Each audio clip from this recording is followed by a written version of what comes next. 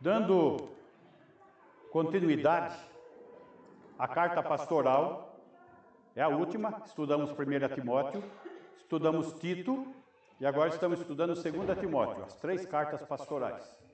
Tá? 2 Timóteo é a carta mais pessoal, aonde o apóstolo Paulo está tendo uma preocupação específica com Timóteo. E qual é essa preocupação? Para que ele possa pastorear a igreja de Éfeso. Então tem uma preocupação pessoal com ele. Então, qual que é o propósito dessa carta? Motivar o ministério para suportar provas com perseverança e pureza. Essa mensagem é uma mensagem vívida para nós também. Nós temos um ministério, está aqui a nossa igreja, e devemos nos manter motivados nele, suportando provas, sim, com perseverança e pureza. Muito bem. O tema é o bom soldado de Cristo. Já vimos que para ser um bom soldado de Cristo é necessário cultivar zelo, coragem e firmeza. Isto retratando a ilustração de um soldado, de um atleta e de um labrador, aonde o exemplo máximo é o Senhor Jesus. Nós temos que buscar ser a imagem e semelhança do Senhor Jesus. Esse é o ideal a ser mantido. E com essa comunhão íntima com o Senhor Jesus, podemos partilhar da vida, partilhar do reino e partilhar da fidelidade do Senhor em nossas vidas. Entramos na segunda parte da carta. A segunda parte, ela tem o alvo da igreja, combater a falsa doutrina. Não pode deixar se infiltrar falsa doutrina. Manejar corretamente a palavra, a Bíblia. Abster-se de conversa profana. Profanidade, ao contrário de santidade. Tá? Pois profanidade é como câncer. Ele vai acabar com a igreja. Para isso, a igreja precisa ter uma ambição. A ambição da igreja é separar-se para a honra de Deus, separar-se da impureza prática, separar-se da impureza doutrinária e separar-se dos laços do diabo. Outro aspecto de alvo da igreja é um alerta da igreja. Esse alerta é que a igreja precisa estar preparada para tempos em que a apostasia é norma, como está acontecendo hoje em dia.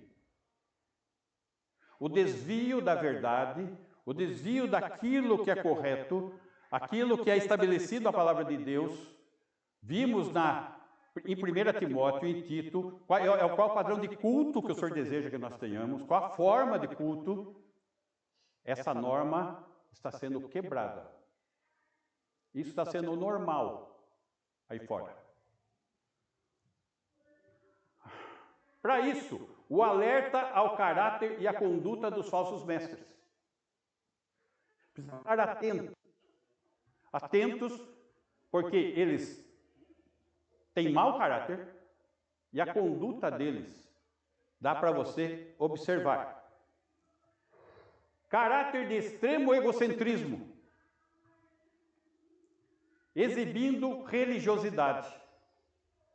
Eu não sei se vocês perceberam que agora é moda outdoor com a foto do pastor.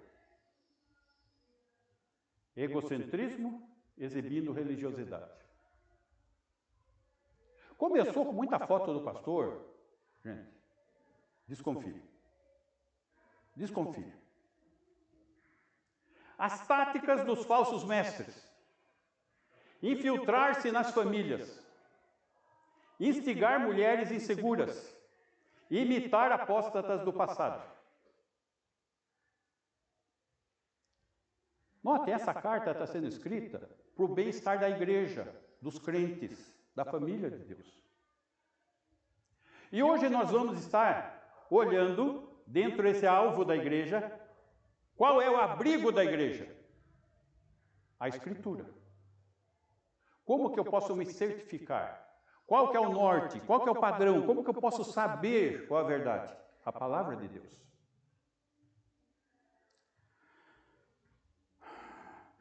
Capítulo 3, versículo 10.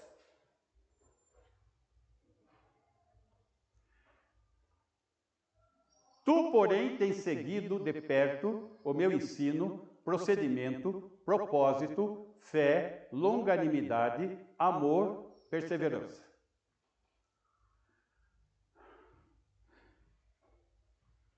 A necessidade de opor-se ao erro. É necessário ter exemplo de vida. Um exemplo de vida com o ensino correto. Só que isso vai produzir perseguição.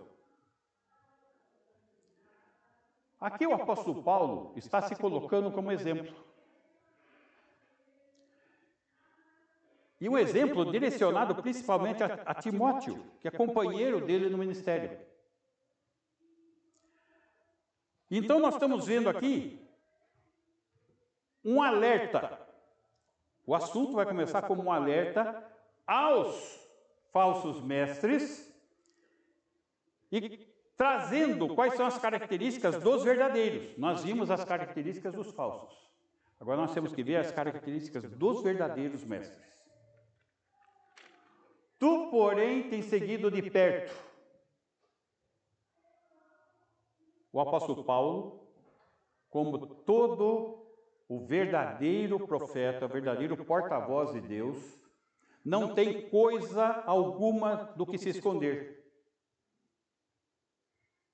E ele não vai se esconder atrás de declarações extravagantes e propagandas religiosas.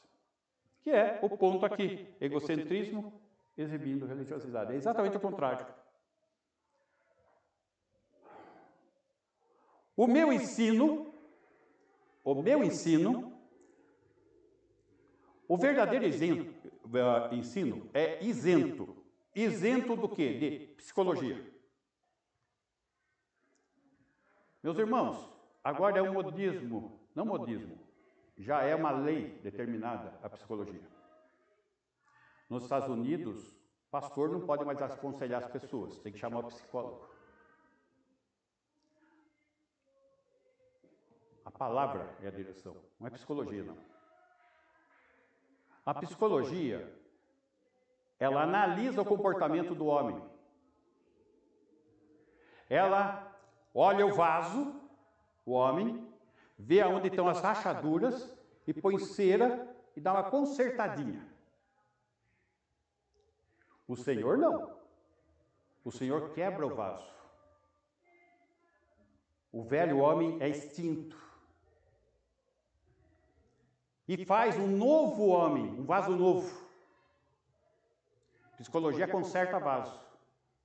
O Senhor, ele faz vaso novo. Psicologia na igreja é um recurso humanista. É o humanismo. E a gente vê o humanismo na igreja de maneira clara.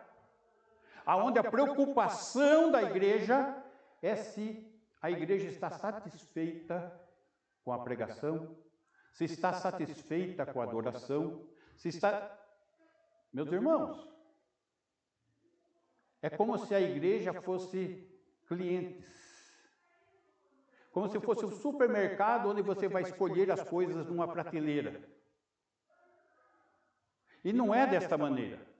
As coisas têm que ser do jeito que o Senhor deseja, como Ele deseja ser adorado, por quem deseja ser adorado e como essas pessoas devem adorar.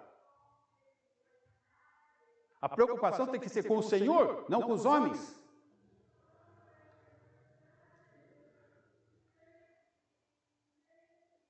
Tem que estar isento também de motivação de sucesso. Agora é um tal de pastor empresário, onde tem fórmulas de motivacionais. As igrejas se tornam empresas e os membros pessoas motivadas ao sucesso. Nada disso. Existe também o culto às celebridades.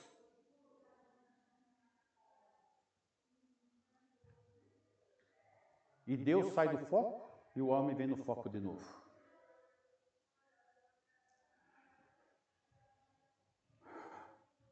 E daí, no final do culto, um pouquinho de Bíblia, para manter a aparência religiosa. Já viram esses cultos gospel? É cantoria, cantoria, cantoria, cantoria. Quando o pessoal já não está aguentando mais, daí uma palavrinha, um versículo, tá bom. Mas não é isso. Não é desta maneira. A marcha para Jesus.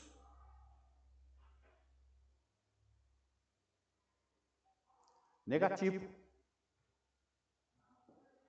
Vai ter marcha para Jesus aqui. Espero que ninguém da igreja vá marchar.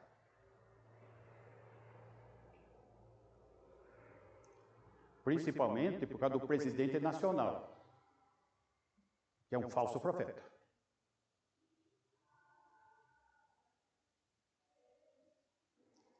Precisamos saber o nosso lugar e a nossa conduta.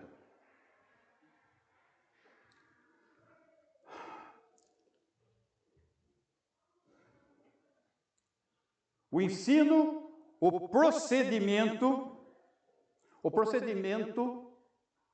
do verdadeiro profeta tem que ser coerente com a mensagem que ele prega. A fé, ou seja, ele deve ter confiança que se deixa guiar pelo Senhor. Todos nós devemos ser assim.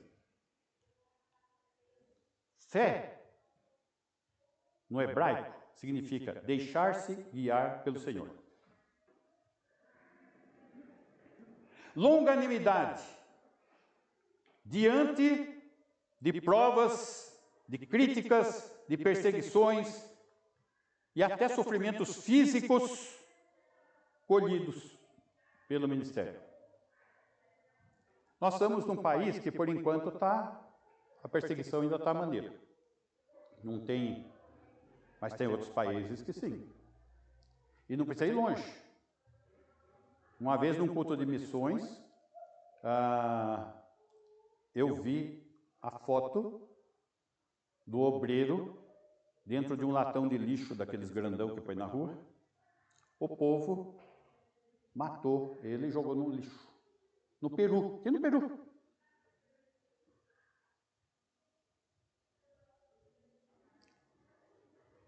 Imagina esses países agora que estão ficando de esquerda. Já está se tornando uma realidade para nós. Não esperem boa coisa não. Se prepare.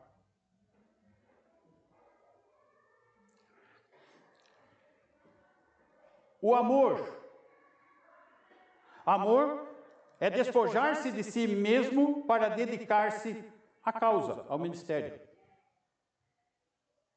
Perseverança exige força e coragem. Esse é o exemplo que Paulo está deixando para Timóteo e para nós. Versículo 11. As minhas perseguições e os meus sofrimentos, quais me aconteceram em Antioquia, Icônio e Listra, que variadas perseguições tenho suportado. De todas, entretanto, me livrou o Senhor. Aqui, diante do versículo 11, o apóstolo Paulo está se referindo aos sofrimentos que Timóteo presenciou. Ele não está aqui listando todos os sofrimentos que ele teve. Ele está listando os sofrimentos que ele teve em Antioquia da Pisídia, que Timóteo estava junto, em Icônio, que Timóteo estava junto, e em Listra, que Timóteo estava junto. Ele está trazendo os exemplos vívidos na mente de Timóteo, porque Timóteo presenciou aquela situação. Antioquia da Pisídia. Por que eu estou falando da Pisídia? Porque está na Ásia. Aqui já do lado da Palestina tem Antioquia, da Síria. Estou falando da Pisídia, tá? Antioquia da Pisídia. Atos, capítulo 13, versículo 45.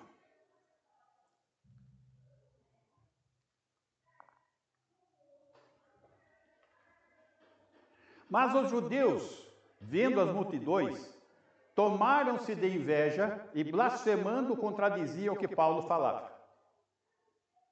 Note, Antioquia da Psídia, a Palestina está lá do outro lado, e os judeus estão indo atrás de Paulo. Estão perseguindo ele, de cidade em cidade. 46.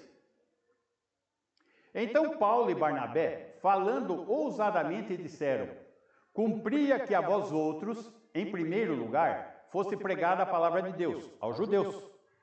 Mas, posto que a rejeitais, e a vós mesmos os julgais indignos da vida eterna, estão rejeitando o Evangelho, eis aí que nos volvemos para os gentios, para os não-judeus. 47. Porque o Senhor assim nolo determinou. Eu te constituí para a luz dos gentios. Ministério de Paulo voltado aos gentios, a fim de que sejas para a salvação até os confins da terra. 48. Os gentios, ouvindo isto, regozijavam-se e glorificavam a palavra do Senhor, e creram todos os que haviam sido destinados para a vida eterna. As ovelhas perdidas ouviram a voz do pastor e creram. 49. E divulgava-se a palavra do Senhor por toda aquela região, lá na Ásia. 50. Mas os judeus instigaram as mulheres piedosas de alta posição e os principais da cidade e levantaram perseguição contra Paulo e Barnabé, expulsando-os do seu território. Timóteo presenciou isso. Isso aconteceu na Antioquia. E o que aconteceu em Icônio? Capítulo 14, versículo 1. Em Icônio, Paulo e Barnabé entraram juntos na sinagoga judaica e falaram de tal modo que veio a crer grande multidão, tanto de judeus como de gregos. Aonde ele está falando? Na sinagoga. Notem que o ministério de Paulo começa assim. Ele chega na sinagoga, prega, primeiro aos judeus, depois aos gentios. Ué, mas gregos não são gentios? São. Mas são prosélitos do judaísmo. Tá? Eles praticavam o judaísmo. E ouviram a pregação na sinagoga. Versículo 5. E como surgisse um tumulto dos gentios e judeus, associados com as suas autoridades, para os ultrajar e apedrejar.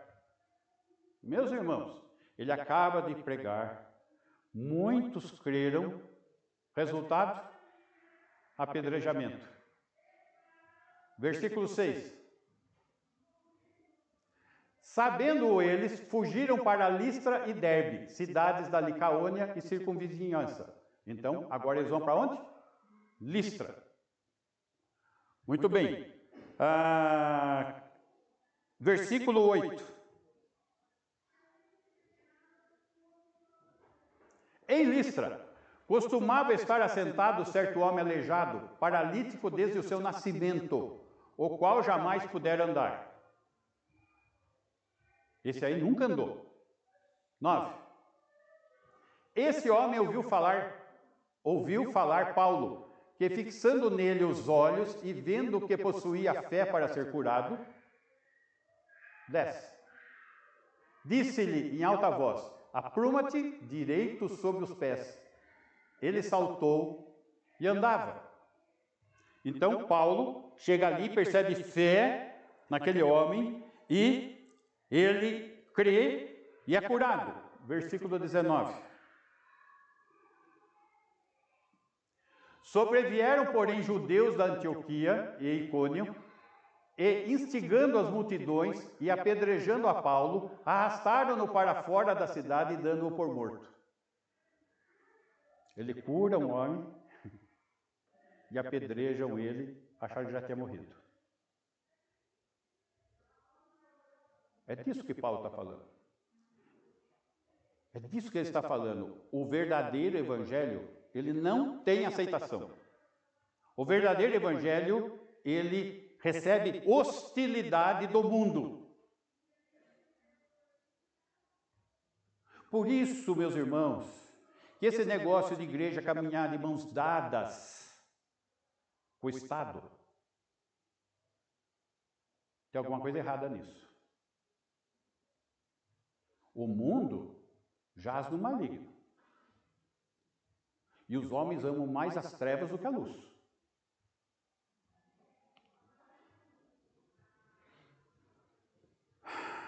Voltando para o nosso texto, versículo 12 agora.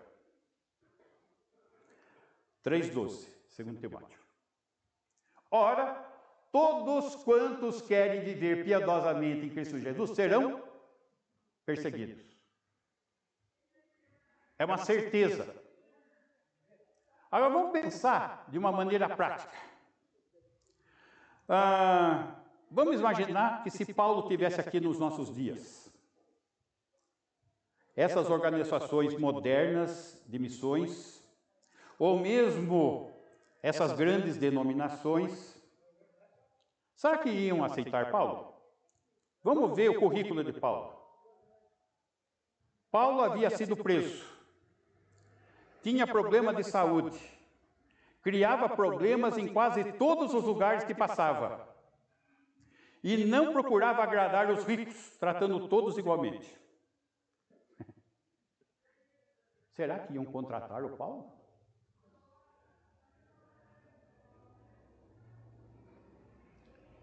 Meus irmãos, percebam que o caminho da igreja é um caminho que está entrando em apostasia, aonde a norma é apostasia.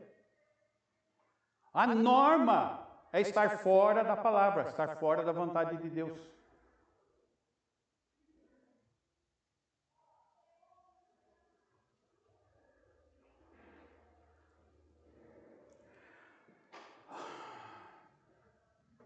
Um texto que me veio à mente agora, Apocalipse, Claudinho, capítulo, acho que é 3, põe aí. Apocalipse 3, versículo 1. Está falando da igreja de Sardes. E se você analisar a linha do tempo, a representação de cada igreja se refere ao momento da história da igreja. E aqui, Sardes está representando a igreja reformada. Ao anjo da igreja em Sardes escreve: essas coisas diz aquele que tem os 7 Espíritos de Deus e as 7 estrelas, Jesus. Conheço as tuas obras, que tens nome de que vives e estás morto. Esse é meu entendimento de igreja reformada, meus irmãos. Tem nome de que vive, mas está morta. É só nome. Só nome.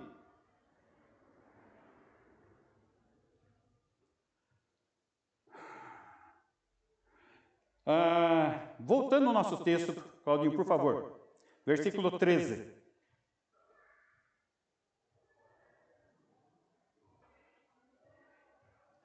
Mas os homens perversos e impostores irão de mal a pior, enganando e sendo enganados. A única maneira de confrontar esses impostores e perversos é com a palavra. Não tem outro caminho. Só que eles são tão mentirosos e tão enganados pelo pai da mentira que eles se convencem da sua mentira. Eles enganam e são enganados. Eles fazem parte do pacote. Eu fico bobo de ver o quanto pessoas têm convicções em heresias, enganando e sendo enganados.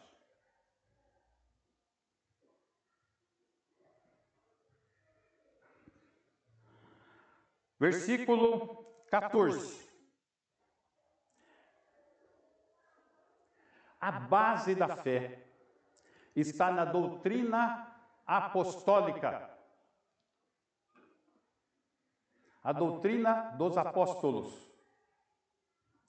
Meus irmãos, se vocês entrarem na internet, vocês vão perceber a quantidade de pastores que contestam o ensinamento de Paulo, as tradições apostólicas estabelecidas por Paulo. Então, por não aceitarem esse ensino, eles confrontam o apóstolo.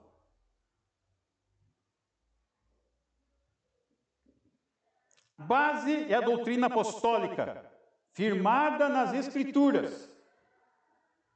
Versículo 14, 15.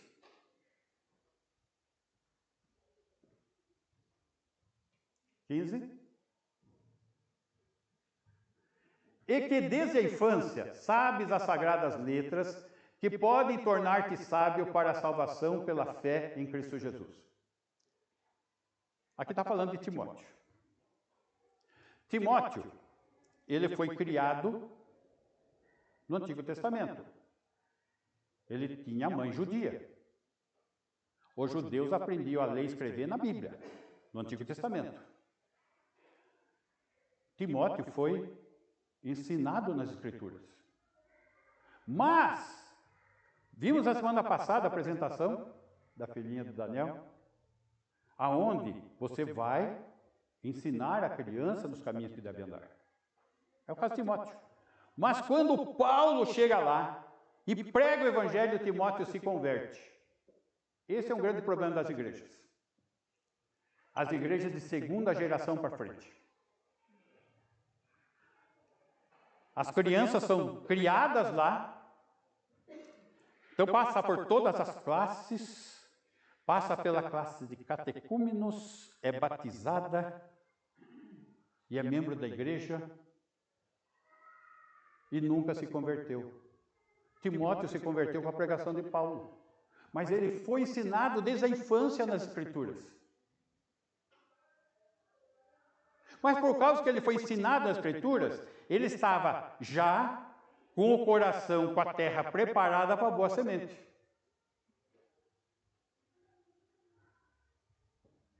E recebeu a boa semente. Creu.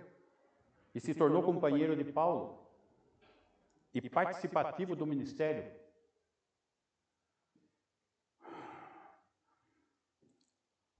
Então, era necessário o dever de permanecer fiel à doutrina apostólica. Desde a infância ele foi instruído a isso. E o Espírito Santo abriu os olhos do entendimento de Timóteo. Versículo 16. Como preservar a pureza da igreja?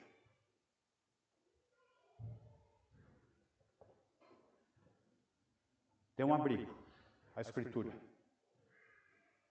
Toda a Escritura é inspirada por Deus e útil para o ensino, para a repreensão, para a correção, para a educação na justiça. Notem, este versículo, sempre eu falo, sempre eu repito, sempre eu falo para os irmãos decorar, porque nós temos que compreender a sua essência. Toda a Escritura, toda ela, tá? É importante compreender-se toda, porque alguns creem que a inspiração não é completa. Nós cremos que ela é completa, é palavra por palavra. Alguns grupos, e eu diria que a grande maioria, trabalha com conceito. A Bíblia contém a palavra de Deus. Mas não é o que está escrito aqui. Ela é a palavra de Deus.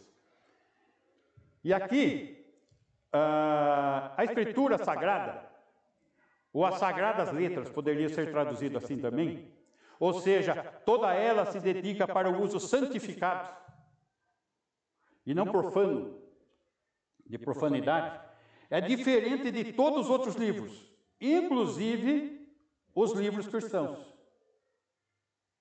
Eu já vi pessoa lendo livro cristão e olhando para aquilo como se fosse Bíblia. Não é, gente.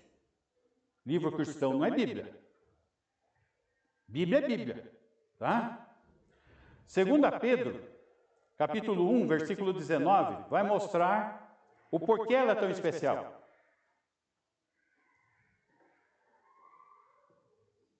Primeiro Pedro, segunda Pedro. Segunda Pedro 1:19. Temos assim tanto mais confirmada a palavra profética, e fazeis bem em atendê-la, como uma candeia que brilha em lugar tenebroso. É luz. Até que o dia clareie e a estrela da alva nasça em vosso coração, quando você crê. 20. Sabendo primeiramente isto, que nenhuma profecia da Escritura provém de particular elucidação. Não é particular. O Senhor está me falando, está me revelando para você, conversa. Não está falando nem revelando, é isso que o texto está falando. Ah, mas eu estou recebendo um conselho. Conselho é conselho. Agora, Deus está falando é outra coisa. Deus está falando aqui. Tá? Versículo 21. Porque nunca jamais, qualquer profecia foi dada por vontade humana. Entretanto, homens santos falaram da parte de Deus, movidos pelo Espírito Santo. Esse verbo mover, no grego, é o verbo feromenoi, da onde vem féretro, da onde é o verbo usado também para embarcação. Uma embarcação. Então, uma embarcação à vela, como era comum na época. O vento sopra. Toda a escritura é inspirada. Teopneustos, inspirada. Sopro. Soprada. Movida pelo Espírito Santo. Isso é a palavra de Deus. E ela é útil. Útil para o quê? Para o ensino. Voltando lá, Claudinho, no 2 Timóteo 3,16. Ensinar o quê? Aquilo que é certo. É útil para a repreensão. Ensinar o quê? Aquilo que é errado. Ensinar o quê? Para corrigir, ou como fazer o certo. E para a educação na justiça, ou seja, como permanecer no caminho certo.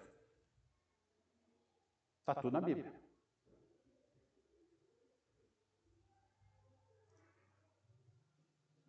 Percebam que aqui tem algumas coisas. Ensino, educação. E tem grupos que falam que não precisa estudar a Bíblia, que você não precisa fazer teologia, que você não precisa... Não. O que faz então com esse texto aqui? Agora, qual a finalidade de tudo isso? O versículo 17. A fim de que o homem de Deus seja perfeito, ou maduro, ou adulto, e perfeitamente habilitado para toda boa obra. Notem que a palavra de Deus, ela tem um efeito que deve permanecer. Primeiro, ela é a fonte da fé. A fé vem pelo ouvir e ouvir da palavra de Deus. Ela é a semente da salvação. Põe esse aí, 1 João 1:23.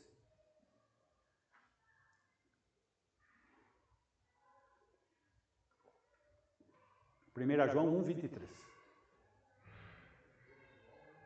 1:23. 1 João, não João.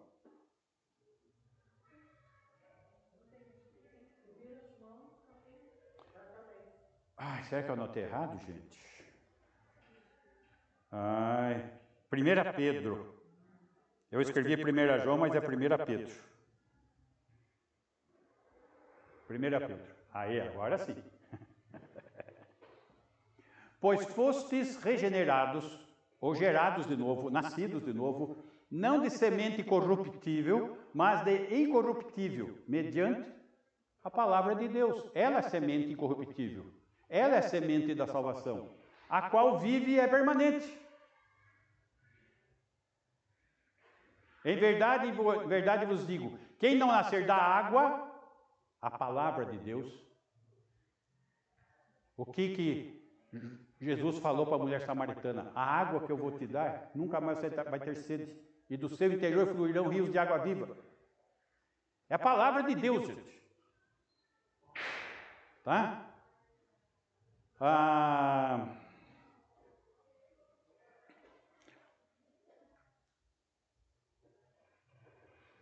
1 João, agora sim, 1 João, capítulo 3, versículo 9.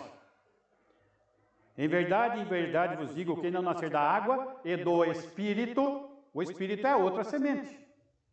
Todo aquele que é nascido de Deus não vive na prática do pecado, pois o que permanece nele, o selo do Espírito Santo, é a divina semente. O Espírito Santo é a semente. Ora, esse não pode viver pecando porque é nascido de Deus. Então, como que a pessoa nasce de novo? Pela iluminação do Espírito Santo sobre a palavra, que é a fonte da fé, para gerar novo nascimento. É simples assim, gente.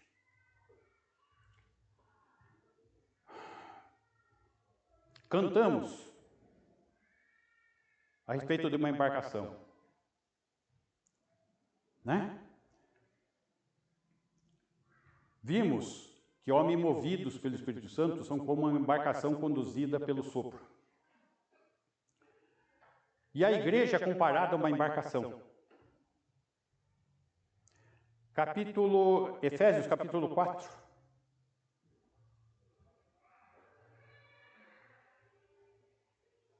Efésios 4, 14.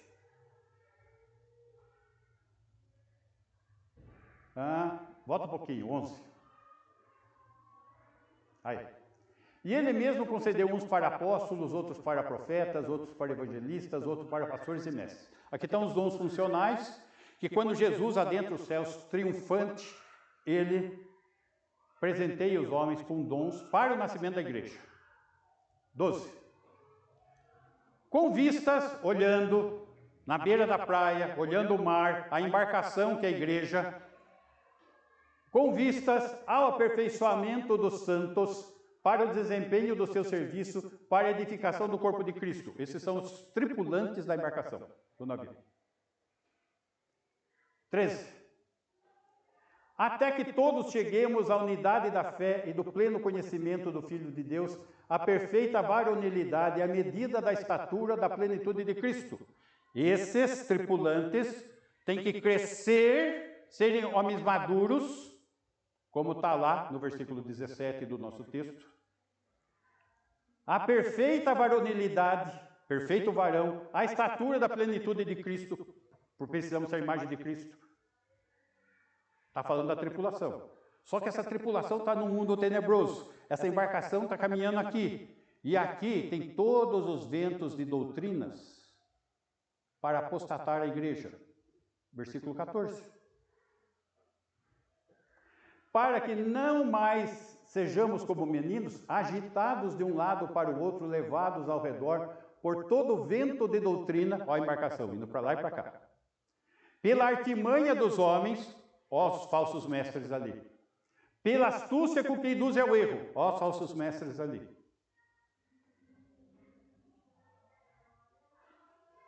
Essa é a realidade. E é disso. O abrigo seguro da igreja está na Escritura.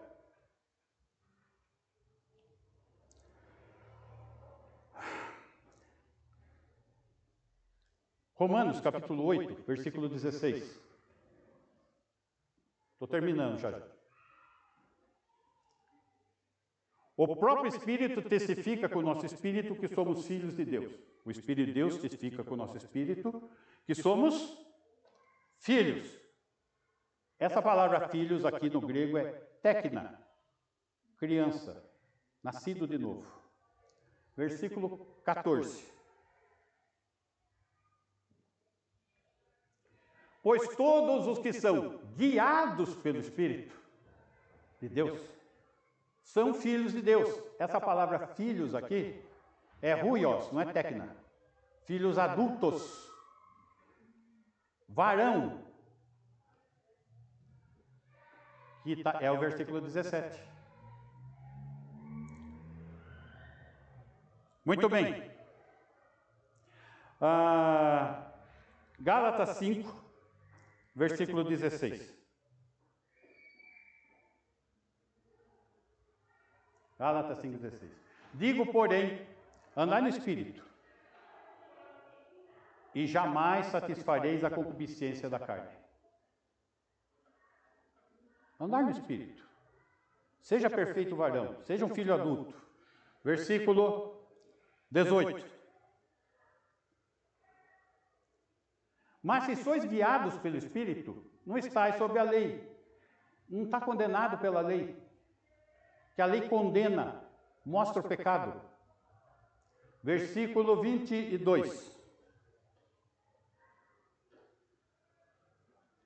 Mas o fruto do Espírito é amor, alegria, paz, longanimidade, benignidade, bondade, fidelidade. 23. Mansidão, domínio próprio. Contra essas coisas não há lei. E versículo 25, encerrando. Se vivemos no Espírito, andemos também no Espírito.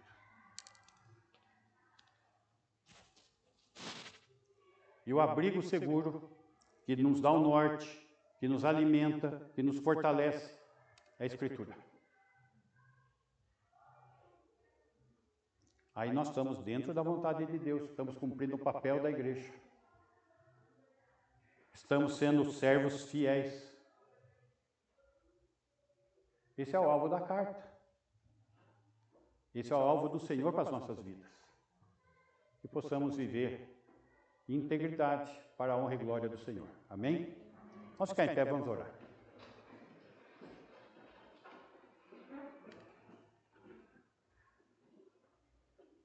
Pode deixar sentadinho. Senhor, agradecemos porque a Tua palavra, Senhor, alimenta, Senhor, a nossa fé, o nosso conhecimento, nos dá direção quanto à Tua vontade e nos dá motivo para vivermos para o louvor da Sua glória. Gratos porque o Senhor tem trabalhado com nossas vidas, tem nos trazido até aqui e pode nos conduzir em segurança até a Tua presença um dia. Por isso, Senhor, clamamos que com a presença do Teu Espírito em nós, possamos cumprir o nosso papel.